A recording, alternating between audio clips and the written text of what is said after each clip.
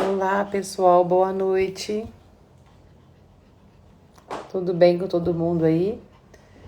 Deixa eu adicionar aqui o pessoal, os meus convidados. Eu adiciono aqui no menininho aqui. Boa noite, gente. Deixa eu chamar aqui o Luiz.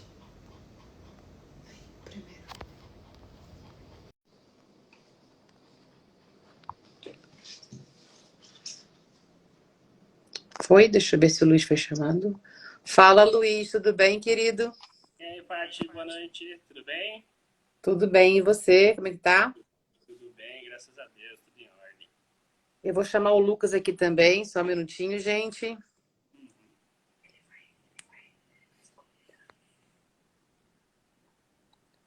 Já consegui achar o Lucas aqui também.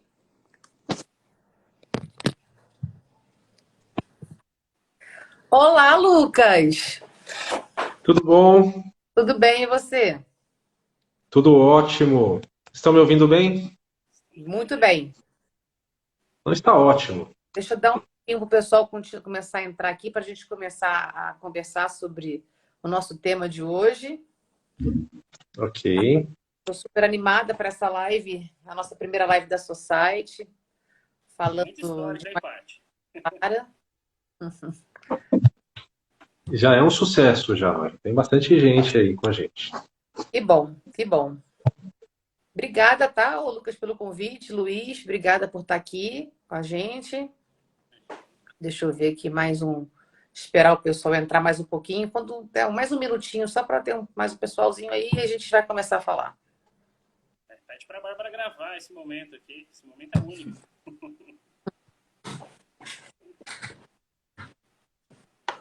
Acho que já podemos começar, né? Aí o pessoal vai pegando, vai estar gravado, vai ficar na nossa, na nossa live, né? Depois aí no nosso Instagram, a gravação. Então vamos lá, gente. Petrus está aí, ô. Adri, que bom que você está aí, dando força aqui pra gente. Obrigada pela presença, viu? Podem perguntar à vontade. Ai, que bom. Meu coração é seu, você sabe, né? Gente, muito boa noite para todos. A ideia dessa live é a gente falar de forma clara algumas nomenclaturas, algumas soluções de segurança que muita gente fica aquela dúvida, né? Mas por que eu tenho que ter isso? Por que serve isso? Então, o objetivo hoje é a gente justamente falar de forma mais clara, na linguagem do usuário, né? Para que serve tal coisa, para que não serve. E a ideia é a gente sempre falar, escolher um tema diferente e vir aqui falar. Então, hoje, o tema escolhido foi como é que é o nome? Todo mundo já sabe? Luiz? Criptografia. Fotografia.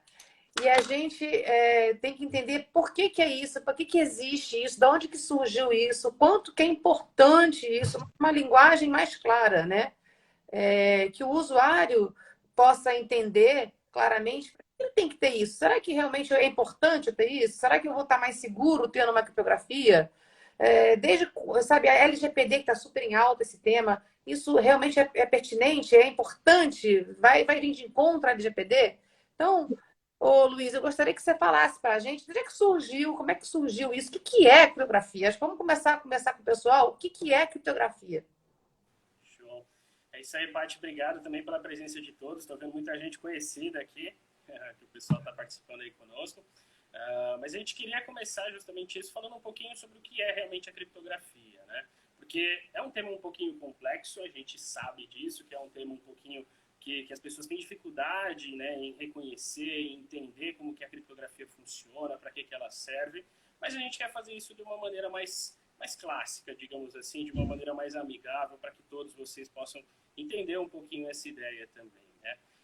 Inclusive, muita gente acredita que a criptografia começou com os computadores, né? Começou só na época dos computadores. Isso é um erro muito crasso, né? Porque, na verdade, a criptografia começou há milhares de anos atrás, né? Ouso dizer, inclusive, que aqueles hieróglifos, que são aqueles desenhos em paredes lá no Egito Antigo, já eram mensagens criptografadas, já relatavam ali uma cultura, alguma coisa nesse sentido. Então, há milhares de anos, né? A gente não vai começar há milhares de anos, tanto tempo atrás, para fazer a nossa explicação. A gente vai começar um pouquinho mais cedo.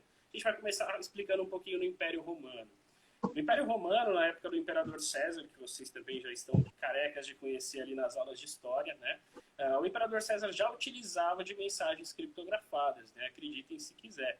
A criptografia que o César utilizava, né? Ele se utilizava do disco de César, que se fazia basicamente, era um disco onde tinha as letras de todo o alfabeto, ou seja, as letras do A a Z, e para ele enviar uma mensagem criptografada, né? Ele se utilizava desse disco para fazer essa diferença, né? Acabei me empolgando um pouquinho e esqueci de explicar o que é a criptografia em si, né? Porque a criptografia em si, a ideia dela é o quê? É você pegar uma mensagem original, ou seja, uma mensagem que é importante, uma mensagem que você tem que tomar um certo cuidado com essa mensagem, que não são todas as pessoas que podem ter acesso a ela, e você transmitir esta mensagem de uma maneira que somente o receptor, somente quem vai receber esta mensagem é que vai ter acesso a ela. Ou seja, né, você vai mandar uma mensagem, para essa mensagem chegar num ponto específico e somente a pessoa deste ponto vai ter acesso e vai conseguir ler esse conteúdo. Qualquer outra pessoa que tentar interceptar essa mensagem, tentar roubar essa mensagem, não vai conseguir porque a mensagem vai estar plenamente cifrada, né, vai estar simplesmente criptografada, né? Então, essa é um pouquinho da ideia do que é a criptografia. E como eu dizia, a criptografia começou muito antigo, né? Começaram a falar do disco de César. O disco de César era uma maneira muito fácil de você criptografar as mensagens. Ele se utilizava de criptografia de substituição. O que é uma substituição? É você pegar uma letra e trocar por outra, né? Ou seja, eu vou falar a palavra olá. Ao invés de eu falar a palavra olá para a Patrícia, né, eu quero que, sei lá, somente a Patrícia tenha acesso a essa palavra, que nenhum de vocês entendam essa palavra.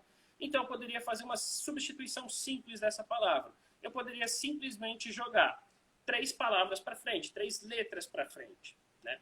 Ou seja, a palavra O a letra O se tornaria P-Q-R, ou seja, seria a primeira letra R.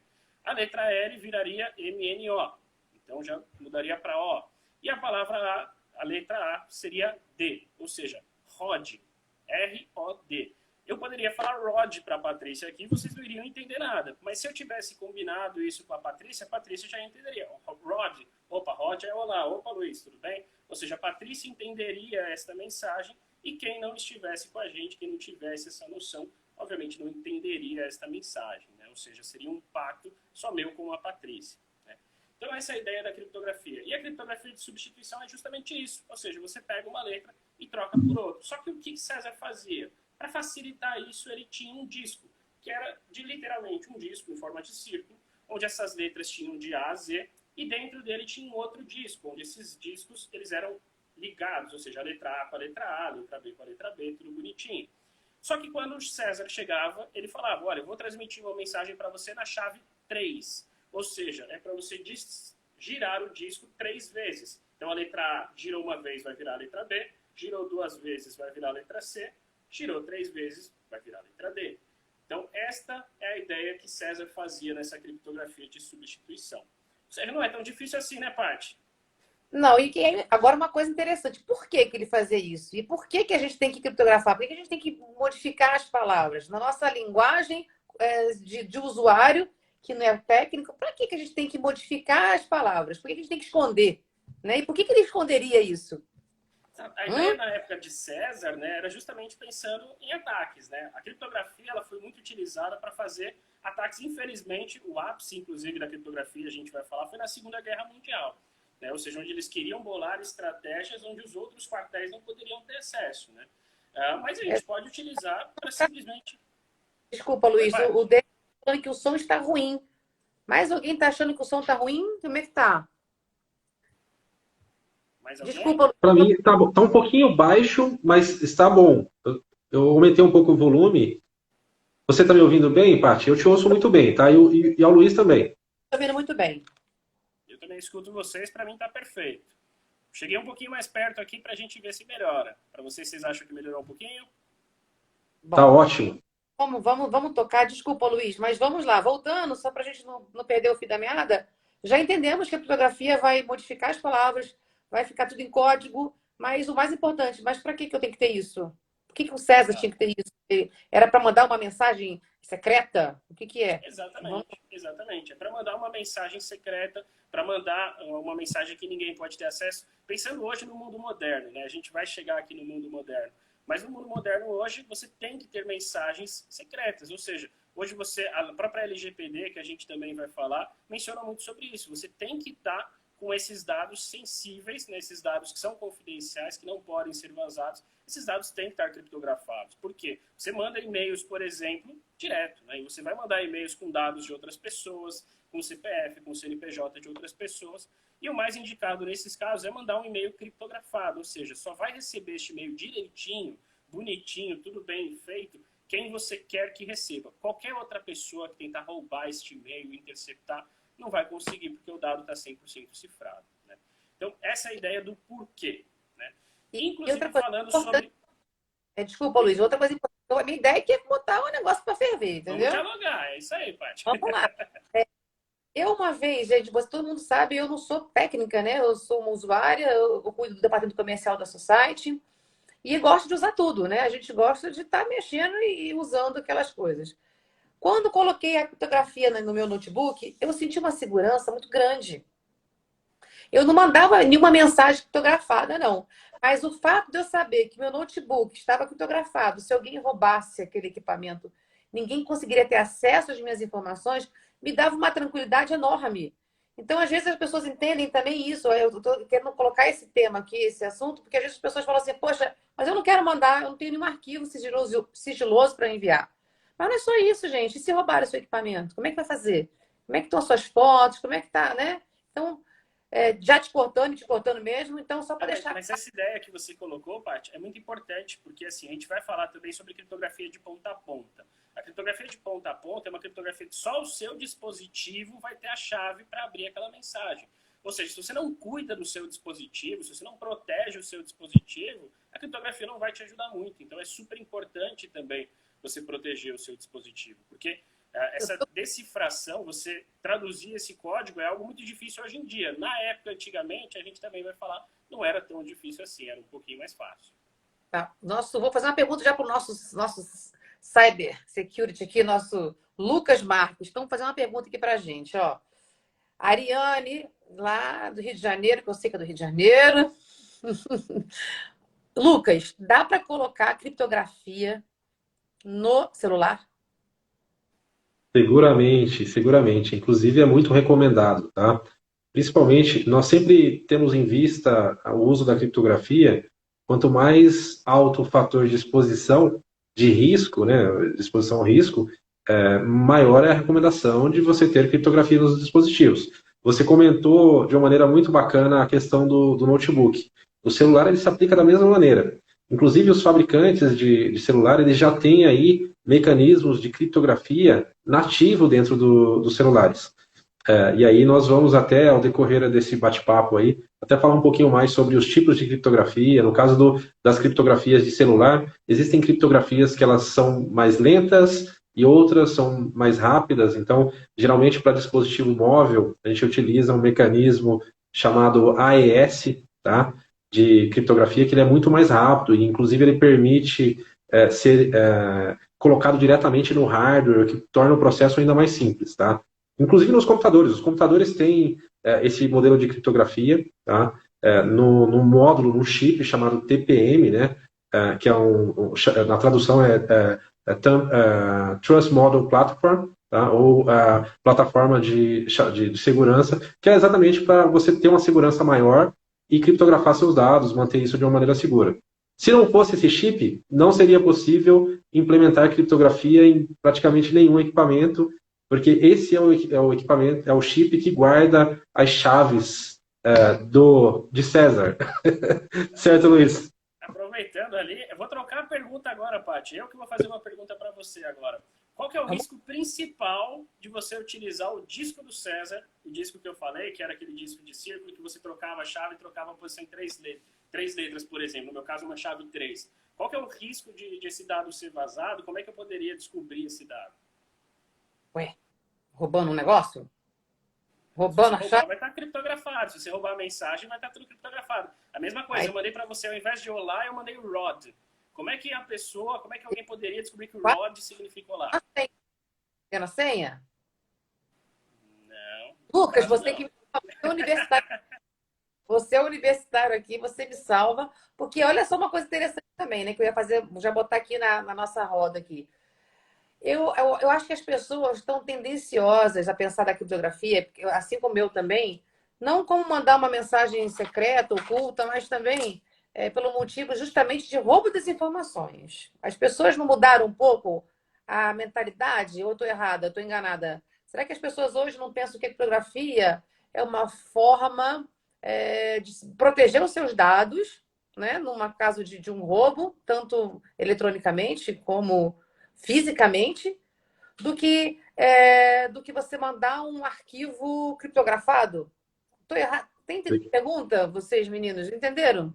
As pessoas Entendi, dando. entendi, sim. Não, A criptografia, eu acho que nós vivemos em uma sociedade e um mundo moderno, né? A criptografia ela faz parte do nosso dia a dia, tá? Ela é um mecanismo de segurança que ele vem, em alguns casos, ele até deveria vir para trazer maior privacidade frente às ações que nós tomamos no nosso dia a dia. Muitas vezes nós não queremos compartilhar informações confidenciais, mas também não queremos compartilhar o que a gente conversa dentro das nossas ferramentas de mensagem instantânea, como, por exemplo, o WhatsApp. Nós não queremos muitas das vezes compartilhar informações do hotel onde nós estamos hospedados e assim por diante. Então tem diversos motivos aí para o uso da criptografia. Em uma analogia direta, é uma ferramenta da nossa atualidade. Do mesmo jeito que um transporte público com segurança faz parte do nosso dia a dia. Então, andar de metrô e usar criptografia seria o mesmo. Faz parte da nossa realidade, atualidade, e estamos fazendo isso seguramente a todo tempo, sem muitas vezes nem saber, né? Então, eu acho que é uma das grandes mensagens, né? as pessoas achando que só antivírus basta, né? Eu tenho um antivírus, eu estou tranquilo. Não é só assim. Mas É, aquela pergunta do Luiz ali, fiquei complicada com isso. Eu não sei responder isso. Mas essa é uma pergunta, essa é uma resposta fácil, na verdade. A ideia vai ser que alguém vai quebrar a cabeça, vai gastar 1 hora, 2 horas, 3 horas, mas vai entender que se ele jogar 3 vezes a letra para cima, ele vai descobrir que o Rod era o lá. Se ele fazer engenharia reversa, voltar, ele vai descobrir. Ou seja, esse é o risco do disco de César. Esse é o risco que César corria, de alguém descobrir, olha, deixa eu pensar como que César compactou isso aqui, como que ele fez isso aqui, deixa eu pensar como ele fez. E aí a pessoa vai quebrar a cabeça e vai descobrir.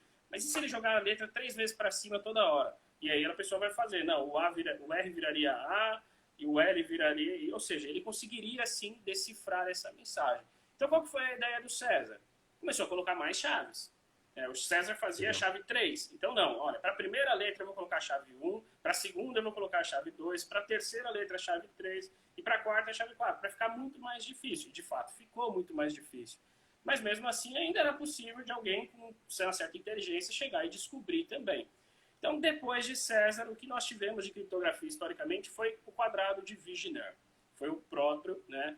Foi uma outra maneira, depois de César, de se criptografar os dados, que eram muito mais difícil, na verdade. O quadrado de Vigenère, ele é um pouquinho gráfico, então vocês têm que usar um pouquinho a imaginação. Mas vocês têm que imaginar que existe um quadrado de A a Z, e aqui de A a Z, ou seja, o eixo X e o eixo Y de A a Z, e no meio várias letras também de A a Z, só que a primeira vai de A a Z, a segunda de B até A terceira de C até B, e assim sucessivamente. E aí você falava uma palavra-chave. Foi aí que começou a palavra-chave. Então, eu quero mandar olá para a Patrícia, mas eu vou utilizar como palavra-chave a palavra céu, por exemplo. Então, eu teria que ver o que vira a letra O de olá no quadrado de Vigenère na letra C. E aí eu veria que a letra O, eu não vou lembrar agora de cabeça, obviamente, o quadrado, mas a letra O viraria N de navio, beleza. E aí você fazia a troca através desse quadrado, que era muito mais complicado de discernir, porque a pessoa também não sabia a palavra-chave. Poderia ser céu, poderia ser society, poderia ser qualquer palavra. Então era algo muito mais difícil de você descobrir. Qual era o risco dessa criptografia também? Alguém descobrir sua palavra-chave. Se alguém descobrir sua palavra-chave e colocar no quadrado de Vigenère, conseguiria já decifrar os dados também. Ainda bem que a tecnologia chegou aí para dificultar a vida. Né? E é aí que a tecnologia chegou mesmo, porque o próximo passo histórico é a Segunda Guerra Mundial. Infelizmente, né? Ninguém quer a Guerra Mundial, mas foi durante a Guerra Mundial que os alemães criaram uma máquina chamada Enigma. e esta máquina simplesmente criptografava todas as mensagens. Então, eles utilizavam umas rodas numa posição que eles definiam, de forma que chegava uma mensagem totalmente obscura. A pessoa que interceptava não entendia nada, não era alemão, não era português, não era inglês, não era nada. Era um monte de símbolo esquisito que não fazia nenhum sentido. E que somente quem conseguia decifrar, ver o conteúdo original, era quem tinha a mesma máquina, com as mesmas rodas, na mesma posição. Ou seja, quem não tinha essa mesma máquina não conseguia decifrar essa mensagem. Ou seja, ficou muito mais complicado. Só quem conseguiu discernir essa mensagem, decifrar essa mensagem, foram os primeiros computadores. E os computadores conseguem fazer milhões de tentativas. Deixa eu tentar como é que fica isso aqui. E faz milhões de tentativas por minuto, por segundo. E aí, obviamente, os computadores deixaram o enigma na mão, né? E aí a gente entra, de fato, na nossa era moderna, que é a era computadorizada. Mas, Show. então, a primeira novidade que eu queria falar é isso. Distância, né? O negócio vem de longa distância, vem de outros séculos. Exatamente. Na nossa realidade aqui agora, graças a Deus, o negócio está muito mais difícil de ter, seguro, né? A gente precisa saber agora pontualmente. Agora vamos bombardear aqui o Lucas ou o Luiz? Vamos começar, na verdade, deixa eu fazer a primeira explicação da nossa era informatizada, e aí a gente começa a ler, porque vai ficar legal agora, né, como que o pessoal vai começar a ver hoje em dia como que funciona. Então, na verdade, hoje em dia, nós trabalhamos tudo com chaves, né? Os nossos computadores trabalham com chaves, né? Se você tem a chave, você consegue abrir o conteúdo, se não, você obviamente não consegue abrir. E existem dois tipos de chaves, simétricas e assimétricas. As chaves simétricas são aquelas que você utiliza a mesma chave. O disco de César é uma chave só para você abrir e uma chave para você decifrar. Ou seja, a chave 3 que o César falava lá, ou seja, 3 chaves para frente. Ou seja, é a mesma chave. Mas hoje em dia ficou muito mais complicado. Hoje em dia o pessoal se desenvolveu, a tecnologia evoluiu e hoje em dia existem as chaves assimétricas. Ou seja, você fecha o seu cadeado com uma chave e você abre com outra. Para ficar mais claro o que é essa chave assimétrica, né? A gente vai usar no nosso caso o exemplo, justamente o WhatsApp que o Lucas estava comentando. E o que funciona? O que é uma chave simétrica e assimétrica? Para fazer esse exemplo, eu vou utilizar este carinha aqui, que vocês com certeza conhecem, todos vocês já viram. Eu sei que hoje em dia existe fechadura digital, né? A Patrícia é chique, não tem mais um cadeado, mas com certeza já usou. E este cadeado, por exemplo, seria um exemplo de uma chave assimétrica. Ou seja, este cadeado aqui é uma chave pública. O que é uma chave pública? É uma chave que qualquer pessoa pode ver. Eu não preciso esconder esse aqui. Eu posso colocar no meu portão, todo mundo pode ver esse cadeado. Não tem problema nenhum. Esse aqui é uma chave pública. Só que, a partir do momento que eu fecho ele, quem tem a chave privada, que sou eu, consegue abrir este cara aqui. Ou seja, é uma chave para fechar e outra chave para abrir. Isso é um exemplo de uma chave pública e uma chave privada. A pública todo mundo pode ter, todo mundo pode ver, não tem problema nenhum. A privada eu guardo com todo o carinho, que é a minha chave. Eu não posso perder essa chave. Essa chave é minha e eu obviamente não posso perder, porque senão eu não consigo abrir a informação. Isso é uma chave pública e privada. E o WhatsApp? O WhatsApp faz exatamente isso, pessoal. O WhatsApp é exatamente isso. Se vocês abrirem o WhatsApp numa conversa pela primeira vez que você vai estar conversando, tem uma mensagem do WhatsApp falando que todas as mensagens são criptografadas de ponta a ponta. O que ele quer dizer com isso? Que você está escrevendo a sua mensagem numa chave pública. Você está escrevendo com o cadeado aberto. A partir do momento que eu envio do meu WhatsApp uma mensagem para o Lucas, por exemplo, essa mensagem fecha, ela vai para o servidor do WhatsApp, então nem o WhatsApp consegue saber o que eu escrevi aqui. Nem o WhatsApp consegue abrir esse cadeado, porque o WhatsApp não tem essa chave. Quem tem a chave é aponta o Lucas. E o Lucas, chave dele, consegue abrir a minha informação, a minha mensagem.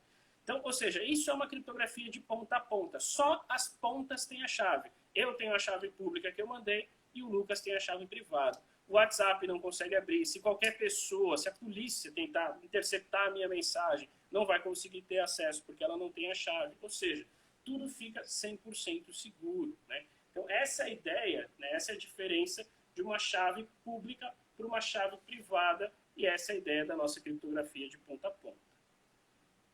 Ficou claro? Pessoal, gostaram do exemplo do cadeado? Claro que tem esses nomes difíceis de assimétrico. Na nossa linguagem, o que é? Eu tenho que colocar um software para proteger meu negócio, meu hardware. É isso? que é o que a gente faz. Ou seja, quando você prende o seu dispositivo, o seu notebook que você falou, você está fazendo exatamente isso. Eu estou prendendo o meu dispositivo, eu estou prendendo o meu notebook. Ou seja, se alguém roubar o meu notebook, não tem problema nenhum. O criminoso pode tentar forçar isso aqui, não vai conseguir abrir de jeito nenhum esse cadeado. Então, o meu conteúdo ali dentro está 100% seguro. Quem consegue abrir o meu notebook? Ora, eu que tenho a senha, eu que tenho a chave, então eu sim consigo abrir, e aí beleza, eu consigo ter acesso. Então, essa é justamente a ideia, né?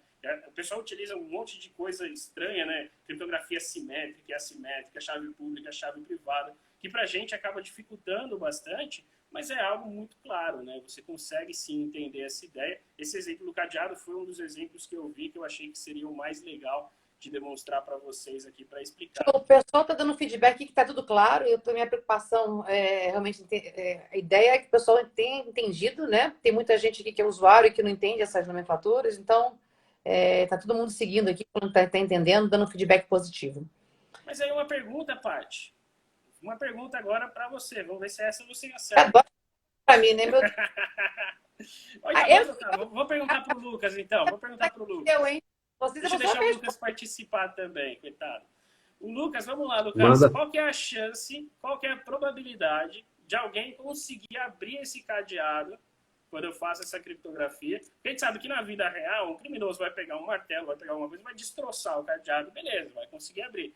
Mas na informática, isso é um pouquinho mais difícil. Você tem uma noção da probabilidade que é para você conseguir abrir essa informação na nossa era informatizada? Excelente pergunta. Olha, Lucas. gostei da pergunta e vou devolver uma altura, hein? Acho que é muito importante. Quando nós olhamos para chaves criptográficas, tá? É sempre muito importante nós termos em mente que não existe segurança 100%. Tá? Tudo vem evoluindo ao longo do tempo e as chaves que foram criadas, por exemplo, as metodologias, os métodos criptográficos criados no passado, eles vêm perdendo eficiência. Tá? Então, surgiram vários métodos, como, por exemplo, o DES, Triple DES, e esses métodos foram perdendo eficiência porque foram surgindo fragilidades. Nós temos na criptografia um ponto que joga muito contra, tá? Além desses métodos perderem eficiência. Tá? Então, nós temos aí uma revolução muito grande de métodos criptográficos, mas tem um que se manteve desde a época de César, tá? Que é um método chamado OTP, One Time Password. Isso, até os dias atuais, não perdeu a sua eficiência, ele continua tão seguro quanto era há 1.000, 2.000 anos atrás. Tá? Isso é algo muito bacana de compartilhar e depois até para o pessoal pesquisar. Mas a questão, principalmente olhando aí para a pergunta do Luiz, nós temos um ponto bem importante. A matemática ela joga contra a criptografia. Tá? Por quê? A questão, todas as chaves criptográficas, elas utilizam de outros mecanismos criptográficos para gerar o que nós chamamos de hashes, né? E quando a gente fala de hashes, sempre existem possibilidades de conflitos. Então, por exemplo, pode existir, dependendo do método que você utiliza, mais de um hash para na verdade, mais de um hash para arquivos diferentes. Ou para chaves diferentes, para senhas diferentes. E quando existe esse tipo de conflito, a gente chama de colisão. Então, a pergunta do Luiz, ela é bem específica, porque se você falar de probabilidade, você está falando de qual tecnologia você está utilizando.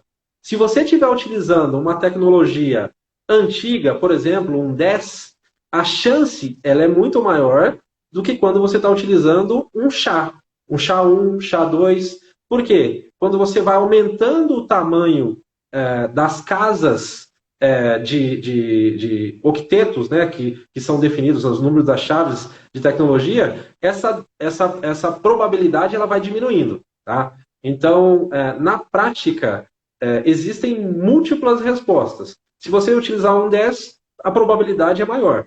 Se você utilizar um SHA, a probabilidade já vai ficando menor. SHA-1 até o SHA-2, que é o recomendado nos dias atuais. Quando você está recheando um arquivo, né, criando um hash de um arquivo, você utilizar um mecanismo mais moderno, seguramente vai deixar você mais seguro, com a menor probabilidade de de conflito ali, de bater a mesma chave.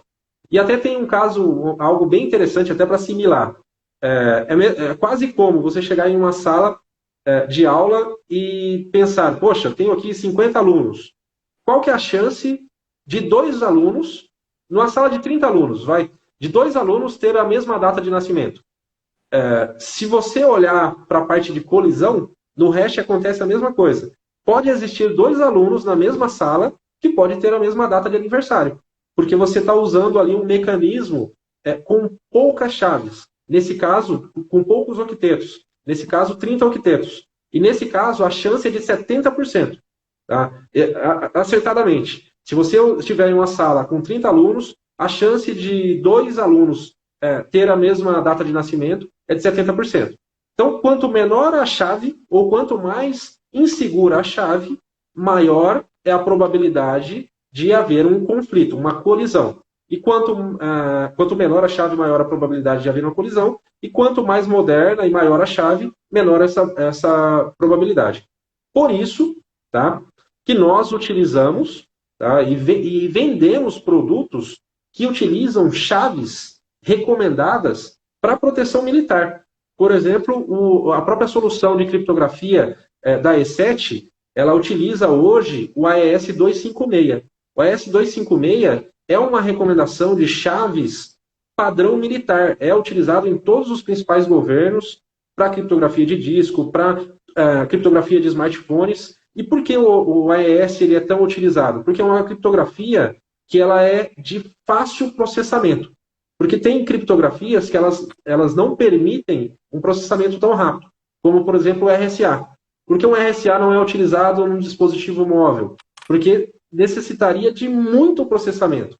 Tanto é que algumas seguranças implementadas hoje em algumas corporações, elas visam exatamente isso. Será que vale a pena um atacante investir tanto poder de processamento para quebrar a chave, quando empregar uma chave mais robusta? Talvez, em alguns casos, não vale a pena ser tão extremos. Então, nós temos exemplos claros. Ao longo dos anos, nós estamos utilizando, por exemplo, para a parte web, a gente começou com o TLS de 256, 512, 1024. Agora, recentemente, há uns 2 anos, foi sugerida a utilização de 2048. E há um ano atrás, nós recebemos recomendações de cibersegurança para que nós utilizamos 2048, mas somente com máximo de idade de 12 meses. Então, a cada 12 meses, a gente tem que ir lá e trocar aquele certificado, por quê? Ele vai perdendo a sua eficiência, porque se houver um computador muito robusto processando, ele pode quebrar essas chaves. Não sei se eu compliquei mais a resposta, eu clarifiquei, mas é mais ou menos essa linha o que a gente utiliza hoje quando nós falamos de proteção. Tá? E agora eu vou devolver a pergunta para o Luiz. Luiz, qual que é a criptografia utilizada há mais de 2 anos, há 2.000 anos, que até hoje nunca foi quebrada? Vamos lá, Luiz. Há mais de 2.000 anos que nunca foi quebrada. E até hoje nunca foi quebrada. Isso não é uma pergunta, isso é uma pegadinha, rapaz. Aí você me quebra assim. Não é? Eu já respondi para você, é OTP. One Time Password. É isso aí.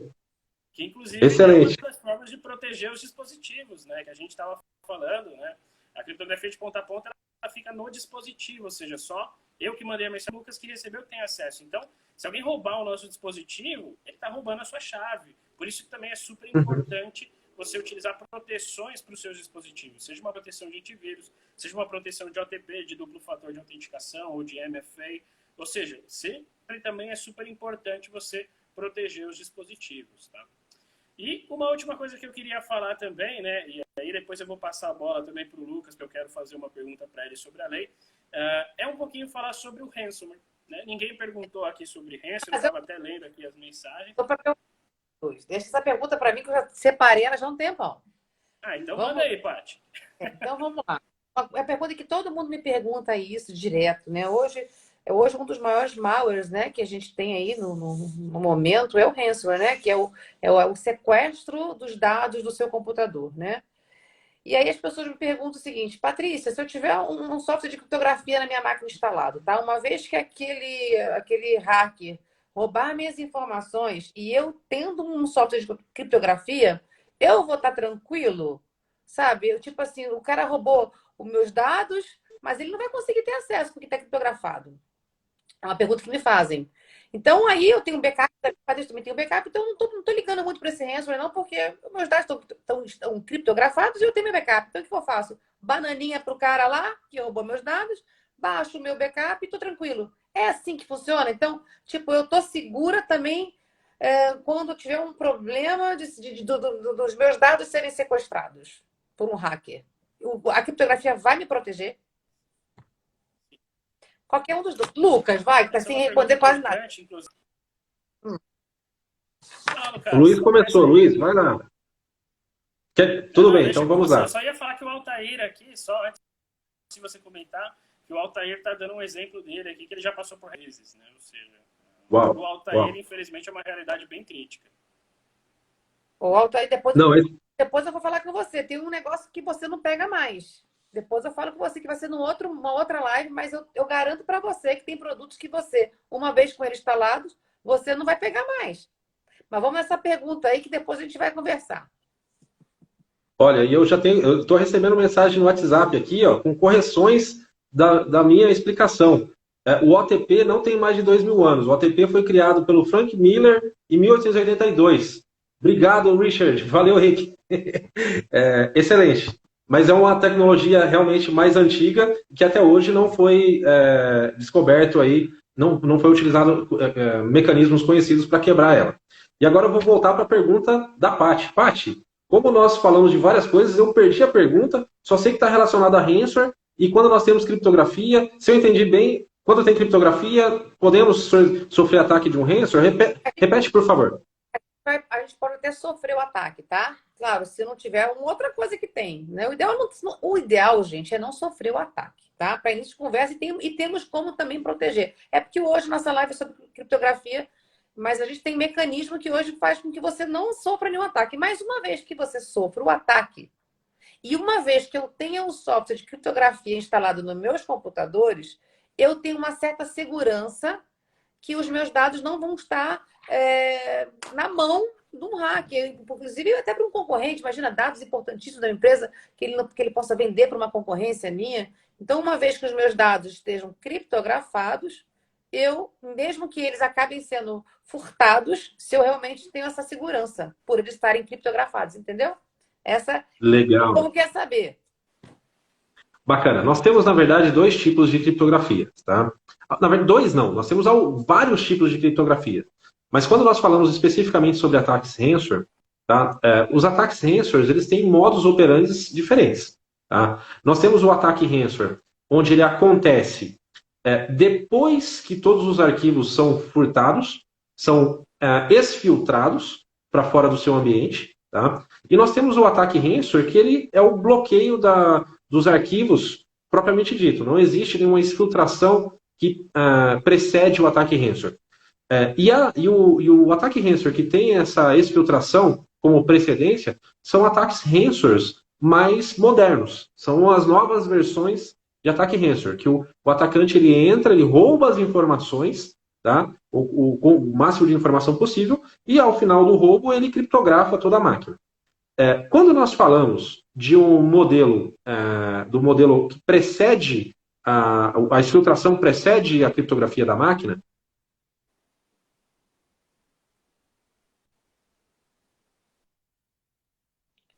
O Lucas caiu aí, gente?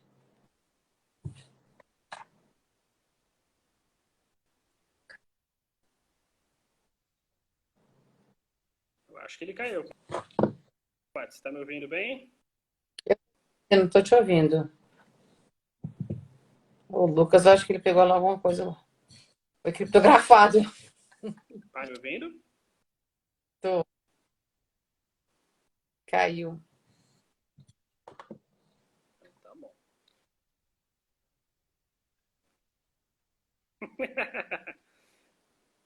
O Lucas caiu, vamos esperar ele voltar então.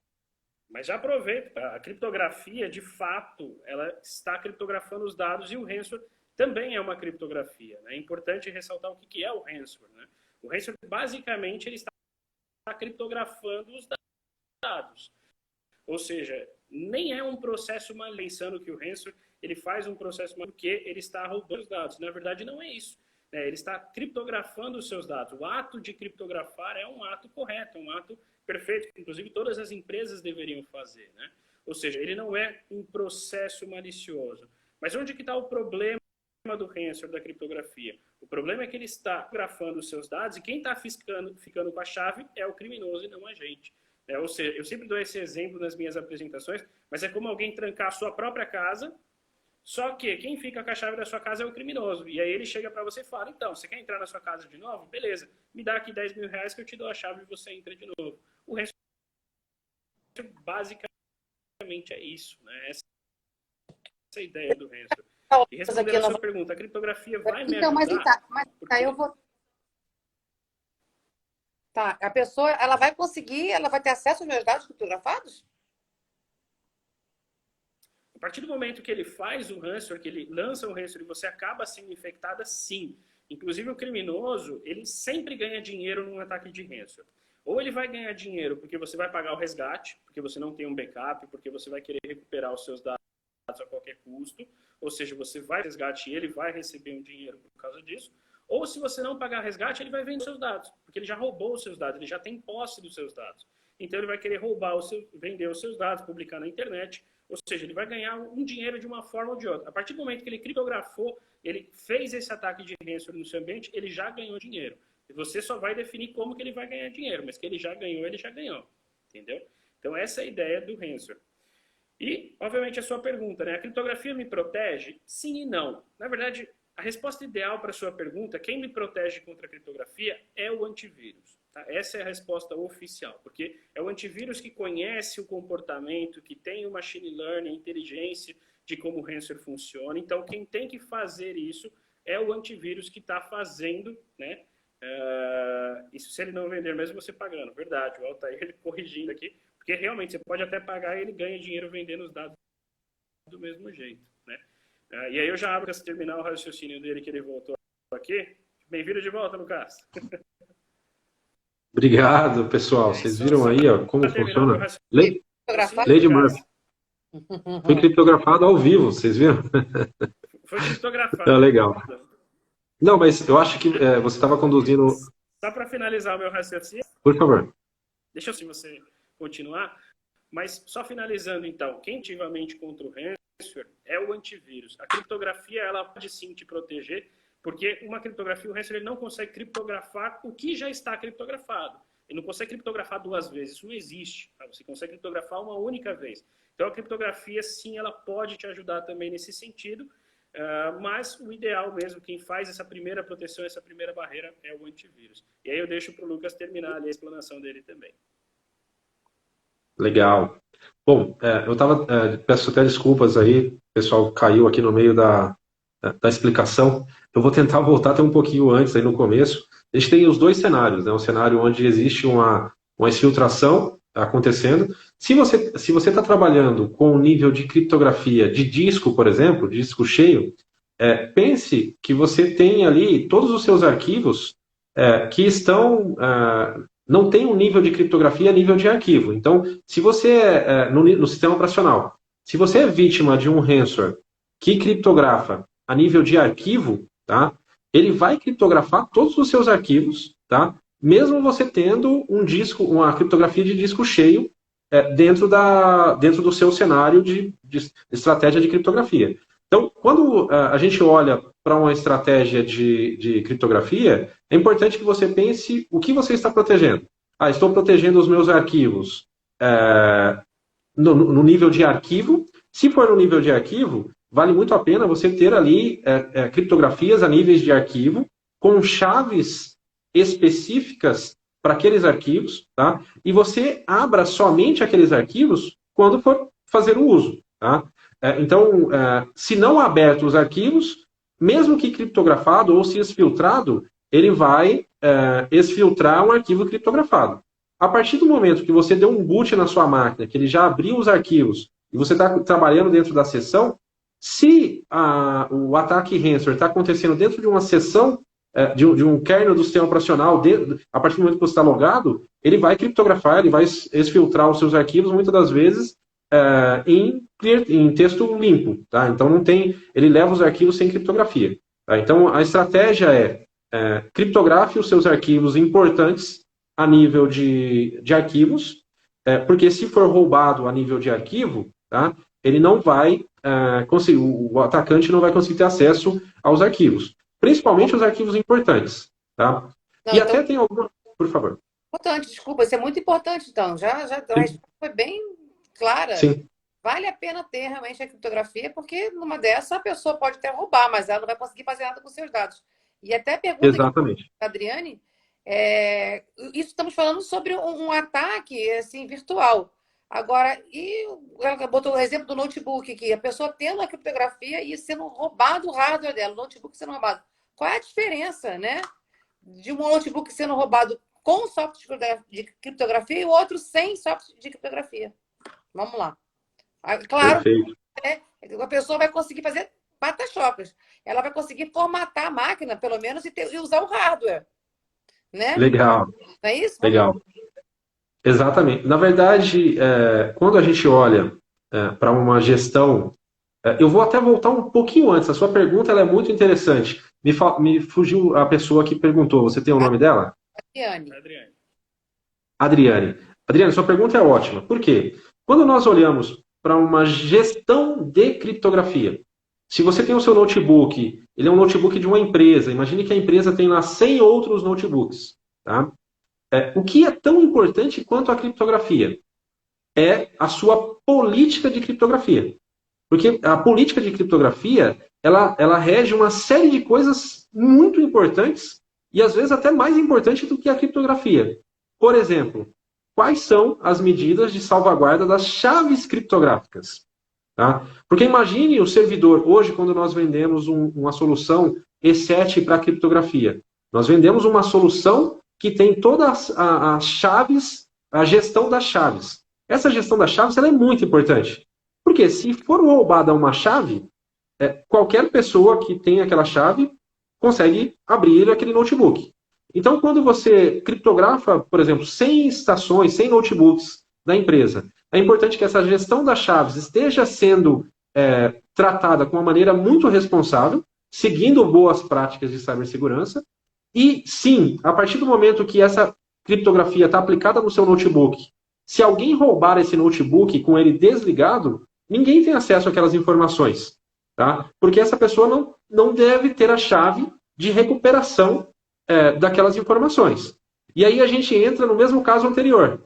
Se ele roubar o notebook com o notebook ligado e sair com ele logado e não deixar você desligar, ele está com acesso às informações.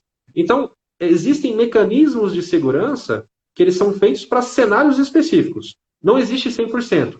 Se o notebook está desligado na sua mochila, no porta-mala, e o ladrão vai lá, pega seu notebook, ele não tem como ter acesso às informações desde que esteja utilizando uma solução robusta, com padrões militar, como é, por exemplo, a solução que a gente trabalha. Se ele, eventualmente, roubou o notebook no Starbucks e você deixou ele logado e foi ao banheiro sem bloquear o computador, eventualmente, toda a informação que está ali ele vai conseguir exportar se não tiver outras medidas compensatórias. Então, sempre pense, o ser humano e as práticas que nós temos, elas, se todas tomadas nas devidas proporções forem seguidas, elas fazem de um ambiente mais seguro. Se não, se nós deixarmos alguma coisa de lado, negligenciar algum ponto, a informação pode vazar também. Tá? Então, espero ter agregado aí para essa pergunta. Não, para mim agregou bastante, foi ótimo aqui. Vou fazer uma pergunta aqui também importante, tá, gente? Estou tentando agilizar aqui o processo. Uma pergunta que também tem muita gente me fazendo, tá? O Lucas, Luiz, quanto à importância agora na LGPD, tá? Todo mundo fala de LGPD, o que eu preciso ter para estar enquadrado na lei? Eu sei que tem uma série de processos que nós temos que fazer, independente da tecnologia, mas falando aqui da criptografia, que é o tema de hoje. A criptografia é algo que vai ser exigido na LGPD? As empresas precisam ter o software de criptografia para estar enquadrado? Sim. Tá? Vamos amplificar um pouco o problema. Tá? O que a LGPD veio trazendo com relação à cibersegurança? Especificamente sobre criptografia. A LGPD ela determina, ela especifica que todas as informações dos titulares de dados, ou mais conhecido também como pessoas físicas, tá? Elas devem ser protegidas. E essa proteção ela deve ser tomada em diversas camadas. Dentre uma delas, tá? Eu vou usar um exemplo não criptografia e um exemplo criptografia. Um exemplo não criptografia. As informações de dados pessoais de titulares de dados devem ser protegidas com usuários e senhas. Existem o que nós chamamos de AAA, né, que é o AAA, que é a parte de acesso, accountability, que é a gestão de acessos às informações. Essa é uma das medidas de proteção que a lei determina. Mas ela também determina que nós devemos utilizar métodos criptográficos, tá, para proteger todas essas informações dos titulares de dados. E se nós olharmos só para essa frase, nós temos inúmeros casos de uso. Eu vou dar alguns exemplos de casos de uso de criptografia. Se você tiver dados pessoais no seu notebook, você deve utilizar criptografia? Sim. Se você está trafegando dados de titular, dados pessoais, em uma VPN, no seu home office, da sua casa para um escritório, você deve usar criptografia nesse transporte? Sim. E o nome disso é VPN, uma VPN que trafega toda a informação criptografada. Se você está utilizando uma aplicação, por exemplo, um software de CRM, que tem dados pessoais ali dentro, e você está utilizando, esse servidor está nos Estados Unidos, no seu data center, e você está no seu notebook usando aquelas informações, ou atualizando aquelas informações. Tem que ter criptografia nesse canal de comunicação positivo, que nós chamamos de TLS, tá? Que é o Transport Layer Socket, que é a segurança na camada de transporte, que é muito comum em todas as aplicações web. O que mais que nós temos? Lá no data center, onde tem o banco de dados, lá você está usando um Oracle, um SQL, um PostgreSQL, MariaDB, indiferentemente do banco. E esse servidor ele é gerido por todo um time de TI e assim por diante. Aquelas informações estão armazenadas dentro do banco, as informações de dados pessoais. Esse banco de dados, ele tem que ter criptografia? Também. Tá? Então, quando nós olhamos, eu dei aqui 4 exemplos mais clássicos, mas existem outros. Tá? Existem criptografia para telefonia VoIP, existem criptografias específicas para outros protocolos, tá? Que são utilizados para transporte de dados e que eventualmente vão ter dados pessoais. Então, todo e qualquer meio que houver dados pessoais, é recomendado o uso da criptografia. Por quê? Porque quando se tem criptografia, se tem maior segurança, seja em qualquer um dos 3 estados da informação. A informação hoje ela tem 3 estados principais, que é o dado em repouso, em transporte e em processamento. Se você está cuidando da sua informação, dos dados pessoais que a sua empresa tem, nesses 3 estados, você está fazendo um trabalho bem feito.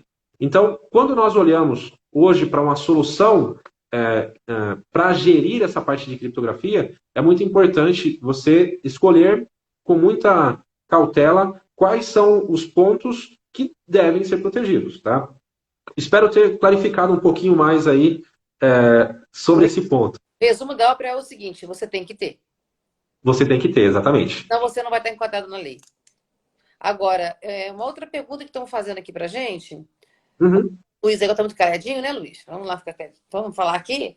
Existe muita diferença, né, gente, de software de criptografia, inclusive os que são gratuitos, né? Então a gente tem que escolher um especialista, né, para poder indicar qual é o melhor software de criptografia, porque a gente, às vezes, o usuário, não vai saber. Ele vai lá, às vezes, por preço, qualquer outra coisa nesse sentido, e vai colocar qualquer coisa. E não é bem por aí. Então, Luiz, eu gostaria que você desse uma palhinha para a gente, jogo rápido aí. Cara, como escolher a solução? Claro, não posso falar muita coisa aqui, né, das minhas preferências, porque isso aqui é uma live para a gente falar sobre criptografia, mas é claro que a gente defende o produto que a gente distribui, né? Por confiar naquele produto, mas dá uma palhinha, quais são os riscos da pessoa colocar qualquer software assim do nada e escolher, sabe, sem um conhecimento técnico, e escolher qualquer software para instalar nos seus equipamentos. O que pode ocorrer, né? Qual é a diferença de um bom software de criptografia e de um que faz uma coisinha mais ou menos? Tem diferença? Sim. Claro que tem, claro que tem. Eu não posso falar muito de concorrentes, não vou falar aqui dos nossos concorrentes e tal, mas algumas coisas são importantes, né? Por exemplo, a estratégia que se é utilizado, né? O Lucas falou muito do AES 256 bits, que é um dos mais famosos, que é o mais recomendado, né? Você tem que ver qual algoritmo que esse seu software de criptografia utiliza, né? Você tem que entender sobre isso. No caso do E7, a gente utiliza justamente esse de criptografia militar, o AES 256 bits. Você tem que se preocupar também com a performance da máquina, porque existe, não vou dar exemplos de outros concorrentes, mas existem softwares de criptografia que você instala e a sua máquina vira uma carroça, você não consegue mais utilizar, né? Eu trabalhei muito tempo na IBM e uma coisa que você tinha, uma brincadeira que nós tínhamos, 7, né? Um processador alto, um processador de alta performance. Mas quando você coloca o software de criptografia, ele vira um Core 3, ou seja, ele muda muito, né, a performance do seu processador. Então, se é algo a ser visto, né, a maneira, a interface gráfica, o quão fácil. Por exemplo, a própria Microsoft tem a criptografia que vai fazer de discos removíveis, mas já não faz uma criptografia a nível de arquivo, como o Lucas comentou. Não faz uma criptografia de e-mail. Ou seja, depende muito daquilo que você está buscando, né, daquilo que você está querendo dentro do seu ambiente, da forma que você está querendo, o nível de proteção, o nível da tem que ter, né? Então você tem que ser realmente de performance, de configuração, de escolher, né? E tudo isso com consultas de especialistas, né? Como nós estamos aqui, modéstia à parte, o Lucas, um grande especialista da área, que pode nos dar aí muito mais detalhes, né, do que isso também, né? Mas é sempre importante ter essa noção exata também. E aproveitando também o gancho sobre a LGPD, né? Inclusive a Adriane está falando, né? Tem que saber usar. É isso mesmo, né? Tem que saber usar o produto. Não adianta Saber você comprar instalar, uma Ferrari e utilizar a 50 km por hora. É isso aí. Adriane, ó, a Adriane aí puxando meu saco aqui. Mas brincadeiras à parte, só para LGPD.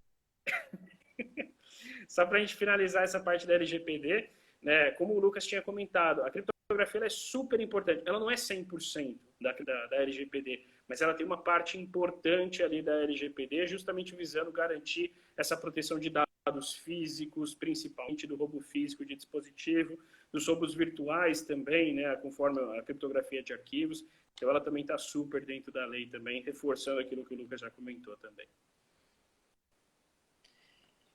Foi claro, acho que foi bem claro. Alguém tem mais alguma pergunta para fazer para a gente? Ou vocês querem expor alguma outra coisa? Eu achei que foi bem interessante. As pessoas estavam com algumas dúvidas da criptografia. Eu quero deixar bem frisado e repetitiva que mais do que ter uma criptografia é saber qual criptografia colocar, de que forma você tem que instalar isso, tem que ter uma pessoa, um profissional conhecendo a solução, para que senão você não vai adiantar nada. Você vai ter um software de criptografia e vai deixar sua máquina uma carroça, ou então não vai fazer aquilo que realmente deveria fazer. Então, eu acho que foi bem orientado e bem explicado. Se alguém tem alguma coisa para pontuar aqui, tanto o Lucas quanto o Luiz quiserem pontuar alguma coisa aí mais importante, vocês dão aí um parecer. Senão, vou finalizar com outras coisas. Se você tem alguma coisa para falar, Luiz ou Lucas? Eu tenho que agradecer pelo convite, Paty. Foi um prazer dividir aí essa bancada com você, Luiz. Fico sempre à disposição aí, sempre que precisar, estamos juntos, tá? Obrigado a todos aí pela audiência, bastante gente aí contribuindo. Foi uma satisfação estar com vocês aqui essa noite, tá? Eu que agradeço a participação. Obrigada também às nossas revendas que estavam aí, a Adri, que contribuiu bastante. Depois eu mando um chocolate para você, viu, Adri? Porque valeu a pena, hein? Obrigada para todas as nossas revendas que estão aí presentes. Obrigada, Luiz. Gente, eu queria dizer uma coisa, deixar uma sementinha para vocês aí. Uma preocupação com a semente. Como é que tá a rede de vocês? Como é que tá? Tá bem certinha? Tá bem protegida? Vocês estão adequados à LGPD? A gente, depois dessa live, a gente vai passar um link com um formulário para quem tiver interesse. A gente vai fazer Pode falar até melhor sobre isso, né, Lucas? A gente vai fazer gratuitamente uma consultoria da rede de vocês. Será que ela está bem adequada? Será que ela está protegida? O que precisa ser feito? A ideia é dar um parecer para vocês, um diagnóstico, né? A sua rede está assim, a sua rede está assado, e aí vocês vão poder ter a chance de ter essa consultoria gratuita. Agora, para quem quiser, a gente vai mandar esse link já. Não é isso, Lucas? A gente vai dar uma verificada para falar para vocês, né? O que precisa ser feito. E lembrando, gente, Exato. criptografia é apenas um dos produtos que são importantes, tá? A gente tem o nosso portfólio é vasto. E ainda me admira muito, inclusive, hoje em dia, muitas empresas apenas têm um antivírus instalado e acham, poxa, eu tenho meu antivírus, como é que eu fui invadido, como é que eu fui, né? Como é que pegaram os meus dados? Gente, tem há muito tempo que só antivírus não basta. Existem várias soluções que são importantíssimas. Nós tivemos aí alguém comentando, dizendo que já pegou 3 vezes um ransomware. Como é que está essa rede? Como é que está? Então, conte conosco para a gente mostrar o nosso portfólio, para a gente poder nos ajudar vocês, né? E o Lucas, quiser falar mais um pouquinho sobre o que é esse assessment, né? De verificação. Eu falei bonito, assessment, é isso mesmo, né? Como é que é? Legal, legal. Bom, eu vou até fazer um jabá, né? Se tem alguma coisa muito bacana dessas épocas de LGPD, essa quantidade de assessments gratuitos, tá? E nós estamos ofertando aí para quem está participando da live, para os nossos parceiros, que utilizem realmente, preencham o formulário, tá? Obviamente, a quantidade dos assessments são limitados, tá? Então, se você quiser realmente esse assessment, corra lá, se inscreva, a gente vai postar aí no Instagram o link para vocês. E o que consiste esse assessment?